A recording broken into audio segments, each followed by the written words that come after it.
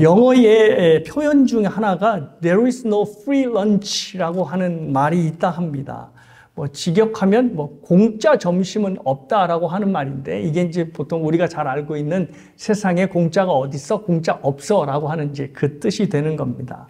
근데 이 공짜가 왜 하필 프리 런치가 되었냐고 하면 그 배경에 또 사연이 있더라고요.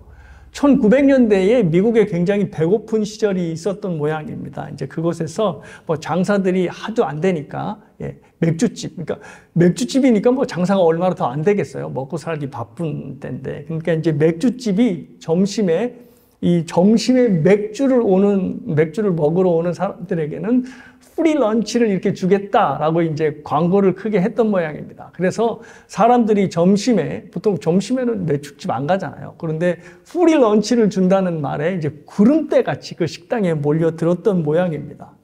근데 그때 식당에서 공짜로 점심 메뉴를 나왔던 그 음식들이 전부 다 무지막지하게 소금이 많이 들어간 음식. 그러니까 소금에 절인 베이컨, 치즈, 그 다음에 햄 이런 것들을 무지하게 프리 런치로 제공을 했다지요. 그래서 사람들이 그것을 먹고 무엇을 더 시켰을까요? 맥주를 더 많이 시키는 바람에 평상시보다 더 높은 매출을 올렸다고 합니다. 그래서 사람들이 돈을 더 써놓고 이제 그 식당의 상술에 속은 거지요. 그래서 그때 나온 말이 There is no free lunch. 공짜 점심이란 없어. 다시 말해서 세상에 공짜가 어딨어 라고 하는 말이 이렇게 표현이 됐다고 합니다. 이처럼 세상에서는 무엇을 얻고자 하면 반드시 거기에 대한 대가를 치르도록 되어 있습니다. 그것이 공부가 되었던, 물질이 되었던, 기술이 되었던, 배움이 되었던 그 어떤 간에 반드시 그것을 얻으려고 한다면 거기에 대한 합당한 대가를 치러야 한다는 거죠. 자, 저와 여러분이 건강에 관심이 참 많죠. 그런데 건강도 역시 마찬가지입니다. 그냥 건강하게 되는 것 없지요. 먹고 싶은 거 있어도 참아야 되고, 또 하기 싫어도 억지로 운동도 해야 되고, 또 할 수 있다면 정기적으로 검진도 받아야 합니다. 그리고 몸에 좋은 거라면 일부러라도 챙겨 드셔야 됩니다. 그래서 자꾸 늘어나는 게 비타민인 것 같아요. 매달 안 됐던 것이 요즘은 한 주먹으로 그냥 한 끼 식사처럼 먹는 게 저와 여러분의 어떤 배경이 아닐까 합니다. 그냥 건강한 몸이 되는 것이 아니라 이렇게 챙겨야지만 건강한 몸이 되는 겁니다. 그래서 이 몸을 만드는 사람들 있죠. 바디빌더들의 세계에서는 저 말이 항상 필수로 따라다닌답니다. 그게 뭐냐면 No pain, no gain이라고 하는 겁니다. 저 사진의 얼굴 보십시오. 얼마나 고통스럽게 저 물건을 듭니까? 근데 저렇게 pain, 고통이 없이는 gain, 근육을 얻지 못한다라고 하는 겁니다. 그러니까 이렇게 세상살이에서는 공짜가 없는 거죠. 대가를 치러야 하는 겁니다. 그런데 종교도 마찬가지입니다. 종교도 반드시 어떤 그 종교가 요구하는 목적에 다다르려면, 최종적인 목적에 다다르려면 어떤 대가를 치러야 하는 거죠. 불교를 좀 예를 들어보겠습니다. 불교의 목적은 괴로움으로 계속 돌아가고 있는 윤회의 세계를 벗어나는 것. 그것을 이제 열반, 해탈이라고 하는데요. 그 불교의 최종적인 목적은 해탈과 열반하는 것이 이제 최종적인 목적이 되는 겁니다. 그런데 열반과 해탈이 그냥 되지 않습니다. 아주 고된 수행을 해야 하고요. 그리고 깊은 깨달음이 있어야 합니다. 그러니까 공부도 많이 해야 하죠. 그래서 사실 불교의 학문이 되게 깊다 합니다. 그러니까 승려들 중에는 공부만 전문적으로 하는 또 승려들이 따로 있다지요. 이처럼 불교에서도 원하는 해탈의 경지에 이르려면 그냥 되는 게 아니고 거기에 대한 반드시 대가를 지불해야 합니다. 이슬람도 마찬가지입니다. 참된 모슬렘이 되기 위해서는 그 이슬람의 율법인 샤리아라는 그 율법을 목숨 걸고 지켜야 합니다. 그래야지 그들이 참된 무슬림이 될 수 있는 것입니다. 자, 이렇게 종교들 역시도 그들이 원하는 기준에 도달하려면 거기에 대한 대가를 반드시 지불해야 합니다. 자, 그런데 기독교는 이러한 공식을 거절합니다. 그리스도인이 되기 위해 이것도 해야 하고 저것도 해야 한다는 말을 절대 기독교는 하지 않습니다. 기독교에서는 너희들이 그리스도인이 되었으니까 이것도 해야 하고 저것도 해야 한다라는 말은 있어도 너희들이 그리스도인이 되기 위해서 이것도 해야 하고 저것도 해야 한다는 말은 찾아볼 수 없습니다. 대신 기독교는 무엇이라고 얘기하냐면 누구든지 그리스도인이 다 될 수 있다라고 선포하지도 않고 또 누구든지 그리스도인이 되기 싫다고 하여서 될 수 없다라고도 선포하지 않습니다. 뭐냐 하면 오직 하나님의 작정하심, 하나님의 선택에 의하여 그리스도인이 될 수 있다라고 선포를 합니다. 즉 그리스도인이 되는 조건이 저와 여러분에게 달려있는 것이 아니고 하나님께 달려있다고 선포하는 것입니다. 자, 그러면 이런 생각 드실 수 있습니다. 목사님, 믿음을 강조하시잖아요. 그러면 그 믿어야 그리스도인이 되는 건데 그러면 내가 믿는 거니까 그 믿음이 일종의 조건이 되는 거 아닌가요? 내가 믿어야지 그리스도인이 되니까요. 그죠? 그렇게 생각할 수 있습니다. 믿음을 내가 선택하고 내가 결정하는 것으로 생각하면 우리가 그리스도인 되는 것이 나의 믿음이 되는 것이고 그 믿음이 또 따라오는 조건이 될 수 있다 생각하는 것이지요. 자, 그런데 성경에서 믿음은 내가 선택하고 내가 결정하는 것이 아닙니다. 내가 열심히 어떤 것을 잘 생각해서 결정하여서 이것이야 라고 결정하는 것을 믿음이라고 생각하지 않고 얘기하지 않고 하나님께서 우리에게 주시는 선물, 즉 이유도 뜻도 알 수 없는데 나에게 선물로 주어지는 것을 기독교에서는 믿음으로 이야기합니다.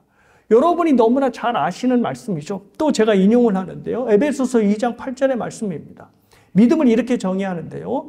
너희는 그 은혜에 의하여 믿음으로 말미암아 구원을 받았으니 이것은 너희에게 난 것이 아니요 하나님의 선물이라라고 말씀을 합니다. 그러니까 믿음은 보통 사람들이 생각하는 것은 자기의 행위입니다. 자기가 결정하고 자기가 선택하는 건데 성경이 말하는 믿음은 나의 행위, 즉 저와 여러분의 행위가 아니라 하나님의 행위인 것입니다. 그래서 하나님이 주시는 선물로 말씀합니다. 그리고 이 선물도 우리가 무엇을 잘했기 때문에 보상적 차원에서 주는 선물이 아니라 아무런 이유 없이 주는 대가 없는 그런 선물인 것입니다. 그러니까 아까 얘기한 말에 인용하자면 프리런치 같은 것. 세상에는 프리런치라는 거 없어 하지만 하나님께서 정말 프리로 우리에게 선물을 주시는 겁니다. 그런데 이 공짜 선물의 믿음이 우리를 영생으로 인도한다라고 하는 말을 하는 겁니다. 자, 이 말을 들으면 많은 사람들이 이해를 못하는 겁니다. 그런 게 어딨어. 세상에 항상 뭔가를 얻으려면 대가를 지불해야 되는데 대가 없이 그게 지불이 된다고? 그리고 영생이라는 것이 영원한 생명을 갖는 건데 그렇게 큰 선물이 그렇게 큰 결과가 하나님이 주시는 공짜 믿음의 선물로 주어진다고? 라고 생각이 되는 거죠. 그러니 납득이 안 가는 겁니다. 자, 그런데 이것은 기독교에서 지어낸 말이 아니고 사실 기독교의 장시자이신 우리 예수님이 하신 말씀입니다. 똑같은 말씀은 하시지 않았지만 오늘 본문에서 그와 같은 말씀을 하셨습니다. 36절에서 37절 말씀을 보십니다. 그러나 내가 너희에게 이르기를 너희는 나를 보고도 믿지 아니하노도다 하였느니라. 아버지께서 내게 주시는 자는 다 내게로 올 것이요 내게 오는 자는 내가 결코 내쫓지 아니하리라. 자, 생명의 떡을 믿질 않아요, 사람들이. 그러니까 예수님께서 그 사람들에게 너희들이 나를 믿지 않는 이유가 있다. 그것은 뭐냐 하면 아버지께서 내게 주신 자, 즉 예수님이죠. 내게 주신 자들이 너희들이 아니기 때문에 너희들이 내 말을 믿지 않는다라고 하는 말씀을 하시는 겁니다. 그러면서 예수님께서 덧붙이시죠. 아버지께서 내게 주신 자들은 다 내게로 올 것이다 라고 하는 말씀을 하는 겁니다. 자, 믿음을 어떻게 말씀을 하시냐면 내가 믿기로 선택하고 결정한 것이 아니라 하나님께서 택하셔서 예수님께로 가는 그 자체를 이제 믿음으로 본 겁니다. 즉 하나님께서 행위를 하시는 이 모든 것들, 하나님께서 선택하시는 이 모든 것들을 믿음으로 말씀하신 겁니다. 그래서 신자들을 이 예수님은 뭐라고 설명하냐면 하나님이 내게 주신 자들, 즉 아버지께서 내게 주신 자들로 예수님이 표현하는 것입니다. 자, 예수님께서 이렇게 말씀하신 아버지께서 내게 주신 자라고 하는 오늘 설교 제목이죠.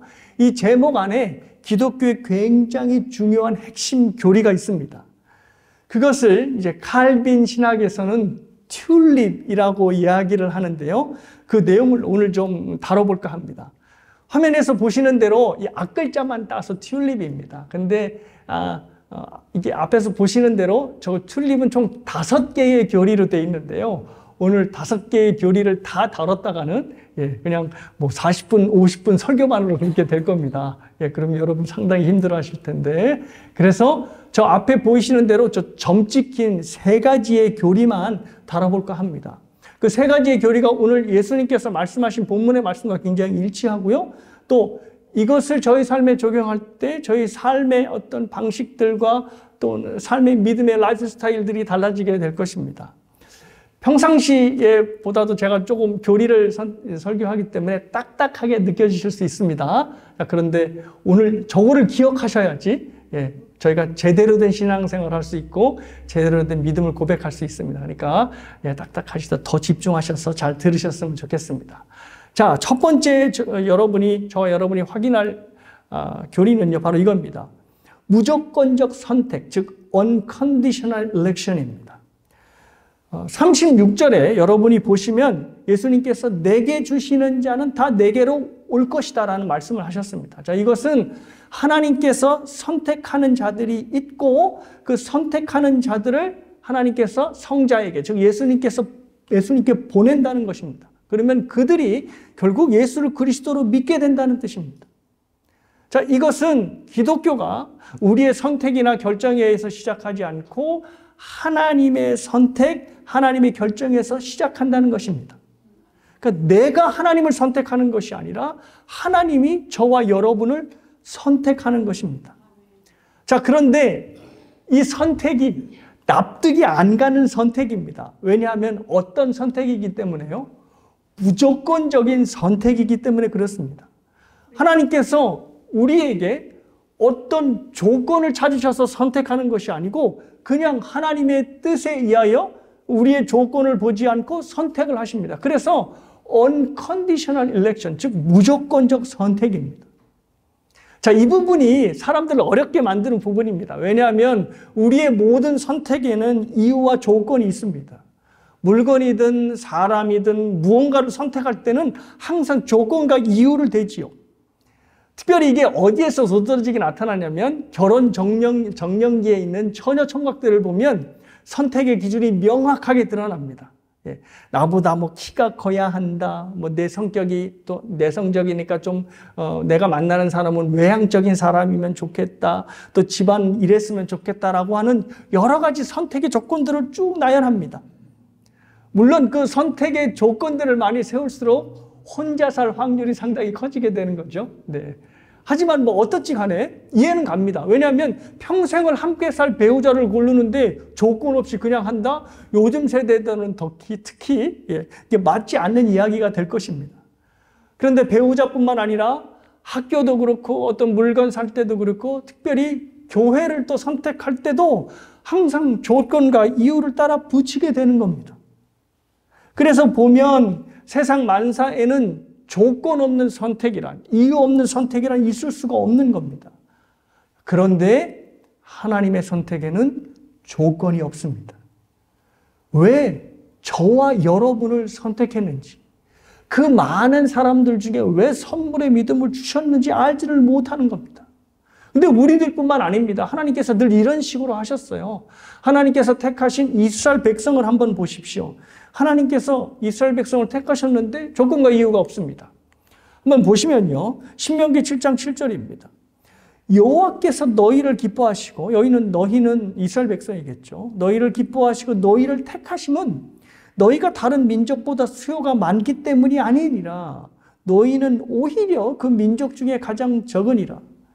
하나님께서 이스라엘을 택하신 이유가 다른 민족보다 수요가 많지 않고 적기 때문이라는 말씀을 하십니다.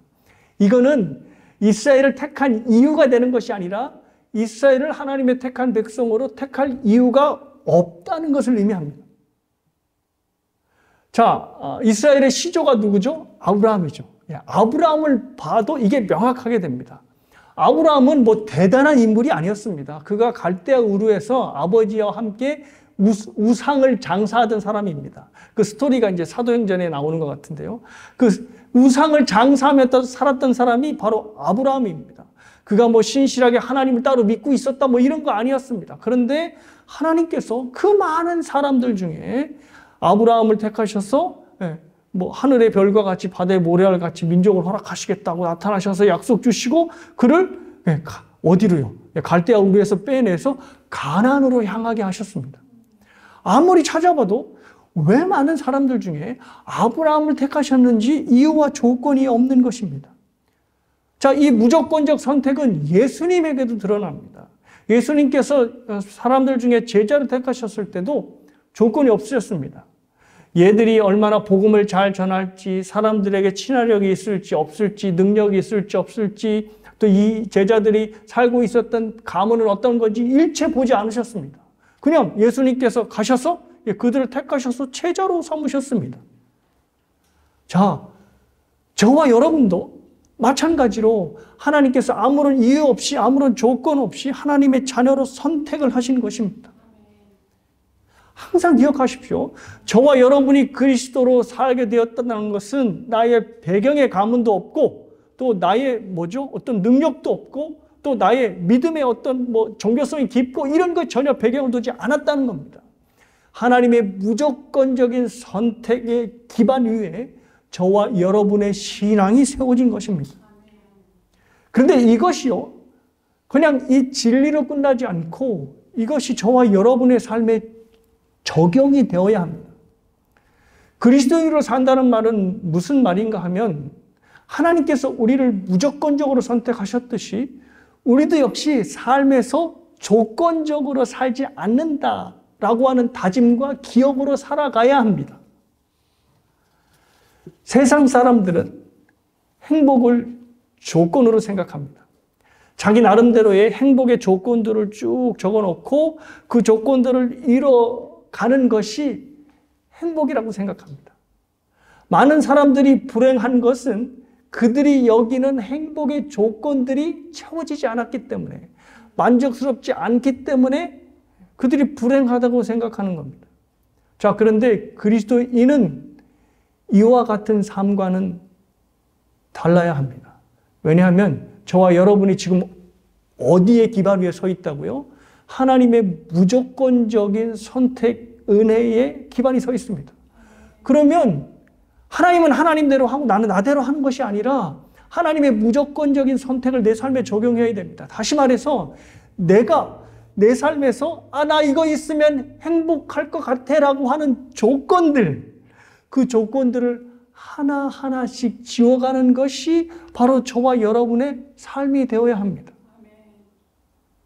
하나님께서 나를 어떤 조건이 있어서 선택한 게 아니시지, 그러니 나도 세상을 살아갈 때 조건을 따지면서 조건이 이루어지면 행복해하고 조건이 이루어지지 않으면 불행해하는 그 삶을 탈피하지 않을까? 않아야 될까라고 하는 생각을 계속 하셔야 됩니다. 내가 남들보다 좀 건강하지 못하면 어때? 하나님께서 나를 무조건적으로 선택하셨는데, 내가 다른 사람보다 좀 이민의 삶에서 뒤처져서 좀 경제적으로 쪼들리면 어때? 나의 삶 자체가 하나님의 무조건적인 삶 위에 서가고 있는데, 나의 자녀들이 또 내가 내세우지 못할 만큼 그렇게 좀 잘 나가지 못하면 어때? 하나님께서 내 삶을 하나님의 무조건적인 선택 위에 세워놓으셨는데 하면서 저와 여러분이 나 이것 아니면 불행할 것 같아 라고 하는 조건들을 하나씩 지어가는 것입니다. 근데 그냥 지어가는 게 아니고 하나 딱 지우고 그 지운 빈칸에 뭐를 써야 되냐면 뭐를 써야 될까요? 그렇죠. 하나님이라고 써야 되는 겁니다. 그러면 어떻게 해요? 많은 나의 위시리스트 중에서 1번 쫙 지워지고 하나님, 2번 쫙 지워지고 또 하나님, 이렇게 쓰다 보면 어떻게 될까요? 저와 여러분의 위시리스트에 누구만 있게 되는 걸까요? 하나님만 있게 되는 겁니다. 그래서 저는 설교를 하면서 이런 생각이 문득 들더라고요. 우리가 제일 사랑하는 게 뭘까요? 결국 자기 생명이잖아요. 그래서 우리가 제일 이게 나이가 연로해 가면 연로해 갈수록 뭐에 관심이 집중되죠? 건강이잖아요. 그런데 결국 나의 생명까지도 딱 지우고 그 자리에 뭐를 쓸 때? 하나님이라고 쓸 때 그때 하나님이 우리를 데려가시지 않을까? 라고 하는 생각이 들더라고요. 내 생명까지, 그러니까 내 생명까지도 하나님 앞에 드리게 될 때. 그래서 내 생명 괜찮아. 어떻게 돼도 내 생명 대신 하나님이 더 기뻐하시고 하나님의 영광을 받으시면 돼. 나는 내 생명보다 하나님의 영광이 더 중요해. 라고 생각할 때 하나님 앞에 가게 되지 않을까. 그러면 그리스도인의 죽음은 오히려 소원 성취가 될 수 있겠구나. 왜냐하면 자기가 그렇게 바라고 소원하던 하나님 앞으로 가는 거니까요. 저와 여러분의 삶이 이랬으면 좋겠습니다. 그리스도인의 인생은 다른 여러 사람들처럼 행복의 조건들을 이뤄가는 삶이 아니라 반대로 내가 세운 행복의 조건들을 지어가면서 그 자리에 하나님의 이름을 적어가는 과정이라고 생각합니다. 그리고 최종적으로 나의 마지막 위시리스트에 하나님이라고 적고 하나님 앞에 가는 것, 이것이 바로 저와 여러분의 인생이 아닐까 생각합니다. 저와 여러분의 인생이 오직 하나님만이 조건이 되고 하나님만이 소원이 되기를 주님의 이름으로 축복합니다. 두 번째는 저항할 수 없는 은혜입니다. 영어로 irresistible grace라고 되어 있습니다. 자, 저항할 수 없는 은혜는 앞에서 말씀드린 무조건적인 선택과 연결되어 있습니다. 하나님께서 우리를 무조건적으로 선택하셨다고 그랬죠. 그런데 하나님께서 우리를 무조건적으로 선택할 수밖에 없었습니다. 왜냐하면 우리에게는 하나님의 선택을 받을 만한 조건이 아무것도 없었기 때문입니다. 뭐 이쁘다든지 인품이 좋다든지 아니면 똑똑하다든지 뭐 이런 이유가 있어야 선택을 받을 텐데 그런 것이 하나도 없었습니다. 자, 사람 관계를 한번 생각해 보십시오. 사람 관계에서도 어떤 사람이 하나서부터 열까지 다 마음에 안 들어요. 근데 그 상대방이 나를 죽자 살자고 막 쫓아다니는 거예요. 내가 당신이 없으면 한순간도 못 살 것 같아. 나 숨을 못 쉴 것 같아. 당신이 내 곁에 있어야 될 것 같아. 다 이렇게 고백하시고 지금 결혼하셨잖아요. 그죠? 예, 그리고 뭐 속았다고 얘기를 하시겠지만, 그런 거잖아요. 예. 그러니까 어떤 조건이 없어도 막 나를 죽으라고 쫓아다니면, 아이고, 나를 얼마나 이렇게 사랑하면 내가 뭐가 있는데 나는 이렇게 쫓아다니나 하면서 관계가 이루어지는 거죠. 자, 그런데 하나님과 우리의 사이는 이런 쫓아다니는 것조차 하지 않았다는 겁니다. 로마서 5장 10절 말씀을 보시면요. 굉장히 충격적인 말씀이 있는데, 이런 말씀입니다. 곧 우리가 원수 되었을 때에, 이 원수라는 말에 동그라미 치시기 바랍니다. 원수 되었을 때에 그의 아들의 죽으심으로 말미암아 하나님과 화목하게 되었은지요. 이렇게 되어 있습니다. 자, 하나님의 자녀가 되기 전에 우리가 어떤 관계였다고요? 하나님과 우리가 원수 관계였다고 합니다. 그러니까 손에 무기를 들고 왕이신 하나님을 죽이려고 달려드는 사람들이 바로 저와 여러분이었다는 겁니다. 이것을 에베소서에서는 우리가 죄와 허물로 죽었던 존재라 이렇게 표현을 합니다. 자, 그러니 하나님께서 우리에게 주시는 은혜가 어떠한 은혜여야 될까가 생각이 나시죠? 그게 뭐냐면 저항할 수 없는 은혜여야만 합니다. 저항할 수 있는 은혜를 주시면 어떻게 될까요? 하나님이 우리에게 은혜를 주실 때 우리가 받을까요? 안 받을까요? 절대 안 받죠. 그러니 하나님께서 우리에게 은혜를 주실 때 그냥 주시는 게 아니고 저항할 수 없는 은혜를 주시는 겁니다. 그래서 하나님을 사랑하게 만들어 놓은 것입니다. 자, 이것을 예수님께서 44절에 이제 이와 같이 표현을 하십니다. 자, 보십시오. 44절 보시면 나를 보내신 아버지께서 이끌지 아니하시면 아무도 내게 올 수 없으니 오는 그를 내가 마지막 날에 다시 살리리라. 자, 여기서 좀 집중해서 보셔야 할 단어가 이끌다라고 하는 단어입니다. 자, 이끌다로 번역한 헬라어는요, 헬큐오라고 하는 단어인데 이 단어의 배경은 힘으로 강하게 끌고 오다라고 하는 뜻이 있습니다.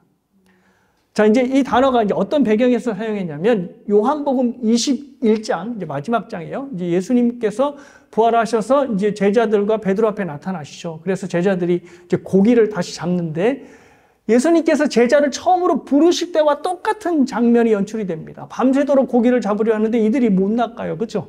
그러니까 그때도 이제 예수님께서 요한복음 21장에 다시 나타나셔서 이제 그물을 던지라 하고 이제 어떻게 해요? 그물이 찢어질만 하도록 물고기가 많이 잡혔습니다. 그때 무슨 말이 나오냐면 이제 그물을 끌어올린다라고 하는 표현이 요한복음 21장에 쓰이는데요. 이때 쓰인 헬라어 단어가 똑같은 단어 헬큐오라고 하는 단어입니다. 물고기로 가득 찬 그물을 끌어올려야 되니 얼마나 강한 힘이 필요하겠습니까? 자, 그런데 이렇게 강한 힘으로 어떻게 해요? 저와 여러분을 이끄신다라고 예수님께서 말씀을 하신 겁니다. 이 이끄신다라고 하는 이것이 바로 우리가 본 저항할 수 없는 은혜입니다. 저항할 수 없는 힘으로 하나님의 강력한 힘으로 우리를 딱 끌고 오시는 겁니다. 자, 그런데 이 저항할 수 없는 은혜라는 말에 좀 불쾌하고 좀 마음이 먹먹한 분들이, 이렇게 답답한 분들이 있는 모양입니다. 그래서 이분들이 문제를 제기합니다. 목사님, 그렇다면 좀 하나님의 성품과 맞지 않습니다. 왜냐하면 인간에게는 자유의지가 있고 그래서 사랑하는 자유의지, 자발적으로 하나님께 나아가야 되는데 하나님께서 우리를 마치 포승줄로 꽁꽁 묶어서 우리에게 의지를 발휘하지 못하게끔 하시면서 우리를 끌고 간다고 하니까 그건 하나님의 성경에서 말하는 사랑의 성품과는 맞지 않는 것 같습니다 라고 이해를 제기하는 분들이 있습니다. 그래서 불가항력적인 은혜라고 하는 이 말은 맞지 않는 교리입니다 라고 얘기하는 사람들이 있습니다. 그런데 이거를 잘못 오해한 겁니다. 오히려 반대로 그려야 됩니다. 성경은 우리를 뭐라고 표현하냐면 하나님이 우리를 꽁꽁 동여맨 것으로 표현하지 않고 사탄이 죄라는 포승줄로 우리를 꽁꽁 동여맨 것으로 표현합니다. 그래서 자유의지도 감정도 그리고 우리의 이성도 사탄이 원하고자 하는 쪽으로 계속 끌려가는 겁니다. 그래서 우리가 하나님에 의해서 끌려간 인생이 아니라 사탄에 의해서 끌려간 인생을 살았던 이유가 바로 여기에 있는 겁니다. 하나님이 아니라 사탄이 죄의 포승줄로 우리를 꽁꽁 동여맨 것입니다. 자, 이러한 상태를 웨스트민스터 신앙 고백에서는 바로 이렇게 설명을 합니다. 한번 들어보십시오. 인간은 타락하여 죄의 상태에 있었으므로 말미암아 구원에 수반되는 영적 선을 행하고자 하는 모든 의지력을 완전히 상실하였다. 그래서 자연인은 영적인 선을 전적으로 싫어하고 죄로 죽어 있기 때문에 그 자신의 힘으로는 자신을 회개시키거나 또는 회개에 이르도록 준비할 수 없다는 것입니다. 상상이 되시죠? 죄로 인해서 사탄이 우리를 포승줄로 꽁꽁 묶어서 끌고 가는 것입니다. 그래서 지성도 그렇고 우리의 감정도 그렇고 의지도 그렇고 완전히 힘을 못 쓰게 된 것입니다. 그런데 이것을 어떻게 해요?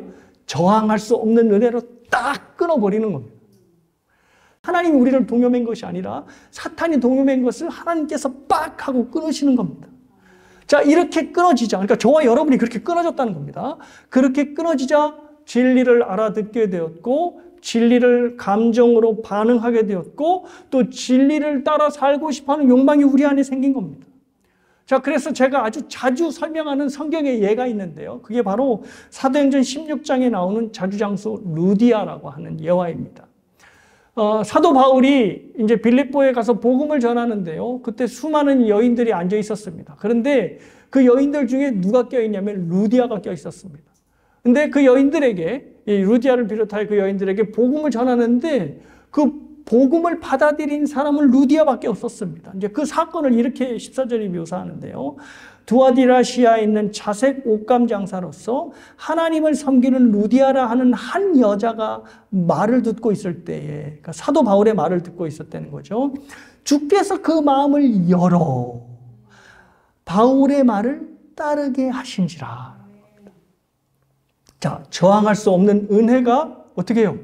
예, 루디아의 마음에 들어갔고, 그래서 루디아의 마음이 열리게 된 것입니다. 죄의 보승줄이 끊어지게 돼서 그녀의 지성과 그녀의 감정과 그녀의 의지가 열리게 된 것입니다. 자, 그래서 어떻게 해요? 예수를 그리스도로 이제 받고, 그리고 이제 빌립보 교회가 저 여인에게서부터 이렇게 시작이 된 것입니다.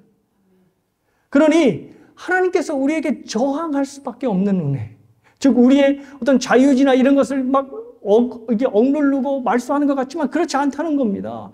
하나님께서 저항할 수 없는 은혜를 주셔야 우리가 비로소 묶여있던 모든 것이 풀리며 하나님을 따라갈 수 있다는 겁니다. 그러니 사랑하는 여러분, 제가 거듭 말씀드리지요. 우리 주변에서 야, 이게 복음의 바늘을 찔러봐도 야, 바늘 끝이 부러지지 그 사람 안 돼 라고 하는 사람이라도 하나님께서 그에게 어떻게 해요? 저항할 수 없는 은혜를 주시면 그의 마음이 열리고 예수 그리스도를 영접하게 되는 것입니다.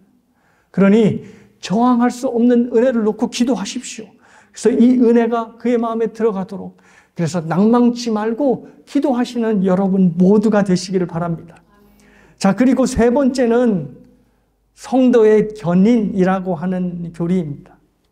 자, 하나님의 무조건적인 선택, 그리고 하나님의 저항할 수 없는 은혜를 받은 사람이라면 하나님께서 그 사람을 끝까지 인내하시고 그 사람을 끝까지 인도하신다라고 하는 교리입니다. 39절에서 예수님께서 이와 같이 말씀하셨습니다. 39절입니다. 나를 보내신 이의 뜻은 내게 주신 자 중에 내가 하나도 잃어버리지 아니하고 마지막 날에 다시 살리는 이것이니라. 자, 말씀대로 예수님께 온 자, 즉 아버지께서 주셔서 예수님께 온 자는 어떻게 된다고요? 단 하나도 잃어버리지 않는다라고 하는 말씀을 하는 겁니다. 자, 그런데 이 말씀에는 두 가지의 보호라는 의미가 숨겨져 있습니다. 첫 번째 보호는 사탄으로부터의 보호입니다. 자, 사탄이 우리를 꽁꽁 묶었지만, 자, 포승줄을 딱 끊어서 이제 예수님 거로 딱 가져왔습니다. 자, 그런데도 사탄이 포기하지 않고 호시탐탐 우리를 다시 넘어뜨리려 합니다. 자, 성경은 이것을 어떻게 표현하냐면 마치 우는 사자가 우리를 삼키려고 두루 찾아다닌다고 하는 모양으로 그 모습으로 우리를 설명합니다. 자, 여기서 삼킬 자는 누굴까요? 바로 예수 그리스도를 믿는 저와 여러분입니다. 불신자들은 이미 사탄이 삼킨 자잖아요. 삼킨 자들을 다시 삼킬 필요가 없겠죠. 그러니 자, 예수님에 의해서 노임을 받은 우리를 다시 삼키려고 이 우는 사자처럼 다니는 겁니다. 그것으로부터 예수님이 우리를 보호하신다는 겁니다. 다시 사탄의 수중에 들어가지 않도록 우리를 지키시고 인도하신다는 거죠. 자, 또 하나의 보호가 있습니다. 이 보호가 저는 더 중요하다고 생각하는데요. 어떤 보호냐면 우리 스스로의 연약함으로부터 우리 자신을 보호한다. 다시 말하면 우리의 죄성으로부터 우리를 보호한다는 의미가 있습니다. 이제 앞으로 보시게 될 텐데요. 요한복음 10장에서는 예수님을 우리의 선한 목자로 말씀을 합니다. 자, 그런데 목자가 하는 일을 보면 이것이 예수님이 우리에게 어떤 일을 하시는지 굉장히 잘 알 수 있습니다. 목자들도 두 가지 일을 양들에게서부터 보호해야 됩니다. 첫 번째는 뭐죠? 맹수들로부터. 예, 맹수들이 워낙 많으니까 양들을 잡아채거나 뭐 이러지 못하게 아주 철저하게 뭐 담도 세우고 그래서 양들을 맹수로부터 보호해야 합니다. 근데 두 번째 양들로부터 보호해야 될 게 있는데 그게 뭐냐면 양의 스스로의 어리석음, 양의 연약함으로부터 양들을 보호해야 합니다. 자, 양들이 지독하게 좀 멍청합니다. 그리고 눈도 나쁩니다. 그래서 자기가 가진 어떤 핸디캡으로 인해서 절벽으로도 떨어지고 또 무리도 자기가 함께 다니는 무리도 놓치게 되고 그리고 심지어 양은 덩치가 큰데 다리가 굉장히 얇잖아요. 그래서 혼자 지가 호가닥 뒤집어지기도 한답니다. 근데 뒤집어지면 자기가 왜 뒤집어졌지 하고 놀라면서 스스로 심장마비에 걸려 죽는다죠. 그래서 양들이 사실을 죽는 경우는 맹수들에 의해서 죽는 것보다는 자기의 연약함, 자기의 부족함 때문에 또 자기가 갖고 있는 핸디캡 때문에 죽는 경우가 더 많다 합니다. 그래서 목자들은 맹수로부터도 물론 양들을 보호해야 되지만 양이 스스로 갖고 있는 연약함으로부터 양들을 보호해야 되는 겁니다. 마찬가지로 우리도 역시 양들처럼 어리석고 고집세고 연약하고 죄성이 많잖아요. 그래서 아무리 좀 잘 살려고 해도 우리의 연약함 때문에 무너지고 그래서 삶의 곤란을 여러 가지 겪을 수밖에 없습니다. 우리에게 죄의 오염과 죄의 흔적이 있는 한 죄를 지을 수밖에 없는 거죠. 그러니 하나님께서 우리의 연약함, 우리의 죄성으로부터 우리를 보호하셔야 하는 겁니다. 자, 그래서 제가 좋아하는 성경 구절인데요. 고린도전서 10장 13절에 이렇게 되어 있습니다. 사람이 감당할 시험 밖에는 너희가 감당할 것이 없나니 오직 하나님은 미쁘사 너희가 감당하지 못할 시험 당함을 허락치 아니하시고 시험 당할 즈음에 또한 피할 길을 내사 너희로 능히 감당하게 하시느니라. 자, 여기서 시험이 하나님께서 우리에게 주시는 연단의 시험이 아니라 자기의 연약함으로 인하여서 넘어지는 유혹을 말합니다. 그래서 시험입니다. 자, 그런데 우리가 우리의 연약함으로 넘어지는 시험조차도 하나님께서 어떻게 허락하신다? 우리가 감당치 못할 유혹, 감당치 못할 시험은 허락지 않으신다. 설령 나의 연약함, 나의 부족함, 나의 죄성으로 삶이 넘어졌다 하더라도 다시 일어날 만큼의 시험만 허락하신다는 겁니다. 우리의 연약함, 우리의 죄성으로부터 우리를 보호하시겠다라고 말씀을 하시는 겁니다. 자, 그러니 사랑하는 여러분, 여러분의 연약함, 여러분의 죄성으로 여러분의 삶이 어려움에 처했다 하더라도 여러분 너무 낙심하지 않으셨으면 좋겠습니다. 하나님께서 우리의 연약함, 우리의 실수가 우리의 삶을 완전히 망쳐놓지 않게끔 우리에게 선을 그으시고 그 안에서 지키도록 활약을 하시고 또 역사를 하신다는 겁니다. 말씀을 맺겠습니다. 하나님은 우리를 첫 번째 조건 없이 선택하셨습니다. 그리고 죄의 결박에 당해 있는 우리를 저항할 수 없는 은혜로 풀어헤쳐 주셨습니다. 그리고 우리를 잃어버리는 사람 없이 끝까지 인도해 주실 것입니다. 자, 이 세 교리를 한 줄로 딱 만들면 뭐가 될까요? 바로 하나님이 하십니다 라고 될 것입니다. 하나님이 하셨고 지금도 하고 계시고 앞으로도 하고 계실 겁니다. 그러니 우리는 어떻게 할까요? 우리는 하나님이 주신 하루하루를 하나님을 위하여 살아내면 됩니다. 그러면 결국 하나님이 원하시는 자리에 우리가 결국은 가 있게 될 것입니다. 하나님을 의지하며 하나님을 위해 사십시오. 하나님께서 우리에게 살 수 있도록 만드실 것입니다.